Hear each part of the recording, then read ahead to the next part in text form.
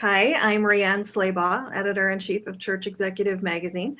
Today we'll be covering a variety of timely and pressing church tech topics with two gentlemen who know this land very well, Tidely CEO Dean Sweetman and COO Frank Berry. In particular, we'll be talking about current tech trends, how COVID has changed church giving, and of course, the future of church technology.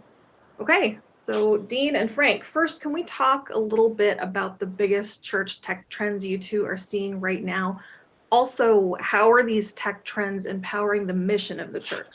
Yeah, I think you could say, pre-COVID and post-COVID, I think it'd be good to kind of frame the question in a couple of ways. Pre-COVID, there was definitely a move towards, doing all things digitally. Obviously in-person church meetings were still the central focus, in the gathering of the saints, the coming together to worship, listening to the word, the fellowship of the saints. So that was, holding strong, but with a digital kind of growth curve happening around, providing all the kinds of things that churches do, either via, a customized phone application or a very well put together web presence that really enhanced the ministry. And then, with COVID, I'd say there's been a massive acceleration to digital out of first necessity because of shelter in place. And as the pandemic, goes on and spikes and goes up and down in different, parts of the US and around the world, obviously the need to get your digital act together has never been more critical. So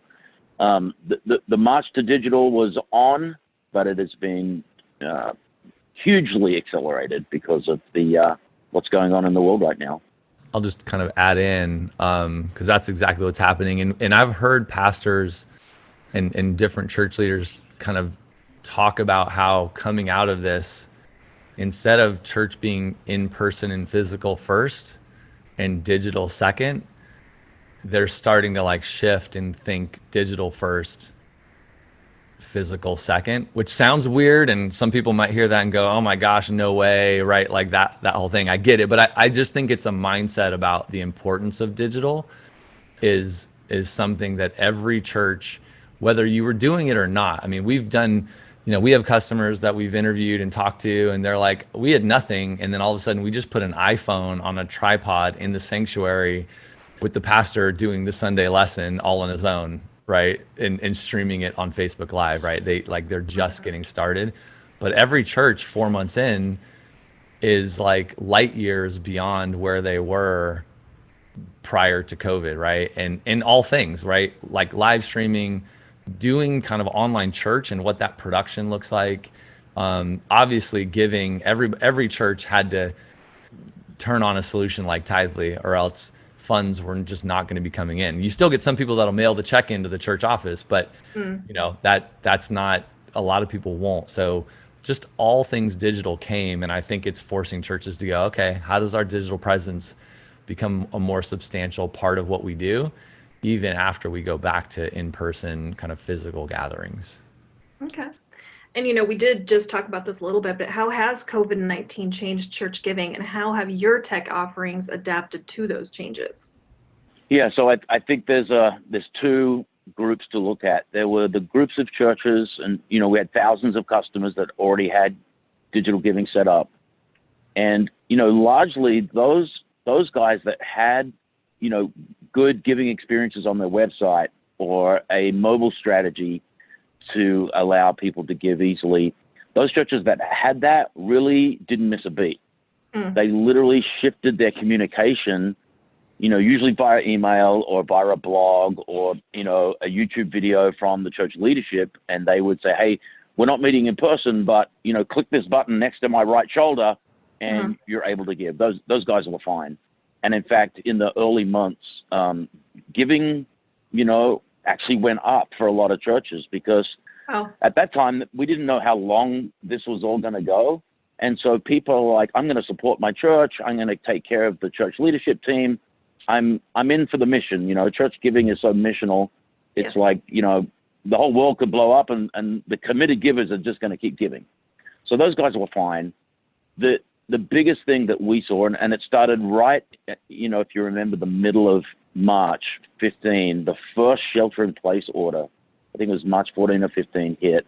And we look at the numbers of signups very closely on our platform, and we started to see an uptick. And, you know, that week before, things were starting to rumble. There was talks of shelter in place. No one knew what this virus was. All of a sudden, no more Europeans could come in. No more Chinese people could come in. And people are like, what is going on? And so if you were a church that didn't have a decent functioning digital giving opportunity, that those guys began to panic. And we saw, you know, on the last 2 weeks of March and probably the first 2 to 3 weeks of April, you know, the spike it's hard to describe what we saw. Yeah. You know, it was just thousands of churches with no solution, needing a solution yesterday. Right. And, you know, I can just tell you, we had all of our staff working 10, 12-hour days nonstop for many weeks to try and brought on a whole temp team, and like we had to do all kinds of things to adjust to that moment. Yeah. So if church leaders are interested in a more in-depth exploration of sort of what's next in church technology, where can they go? Yeah, Frank, talk about what we're doing next week. Maybe it would be good. Let me comment real quick on the last thing. Just you know, one practical. I was talking to my church administrator the other day, and I said, "How many checks are you getting?" And he said, "Pre-COVID, we'd probably have about 200 checks a week." And he's like, and to Dean's point, right? Our church saw an increase in giving overall at the beginning, and then a little pullback throughout that whole time. Online was climbing like crazy. And he's like, now I get about 20 mailed into the office. So they went from 200 a week to 20. Wow. And I think anecdotally, that's what we've heard. That kind of effect has happened everywhere. Churches they were forced online and forced into digital. And even if they never wanted to, some churches are that way, right? Like they were never going to do it, but they were forced into it. And it's turning out well for the churches that kind of moved quickly and got into it. So yeah, like your next question, what's kind of the future? What's coming next? Is that okay? Well, I'm interested if someone watching this is more interested in a more in-depth exploration of what's next in church technology. Where can they go? Are there resources that you can offer?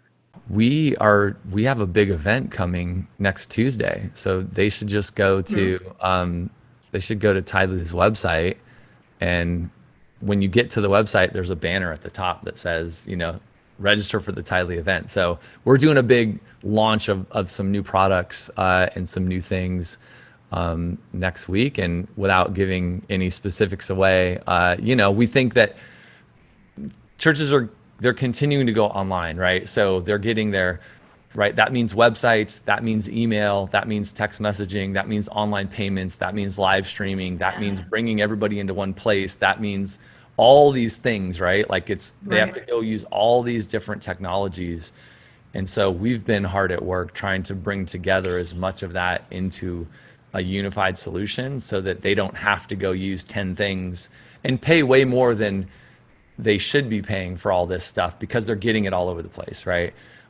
So we think we can simplify a lot of that for churches and help them with their overall online presence. And we're going to talk about some of the new components of what we've been up to on Tuesday to help churches down that path. I think there's an overall kind of education opportunity for churches right now to not just embrace digital, but allow the technology to do the work for you so you can focus on ministry. That's always been a very central part of our mission, is we want to build church tech that really gets people out of the back office and out of all this, administrative stuff that takes away from frontline ministry. Yes. You're in ministry not to crunch numbers and go through data and manage databases. It's like you want to be out there ministering to people, feeding the hungry, caring for the lost, all the great things that the church does so well. So our mission has always been to take care of that for the most inexpensive prices possible, to make sure it's affordable. And then that allows church, ministry to go out and really do what they do best, is care for the people. Yeah, it's fantastic. So, thank you for the great information, Dean and Frank.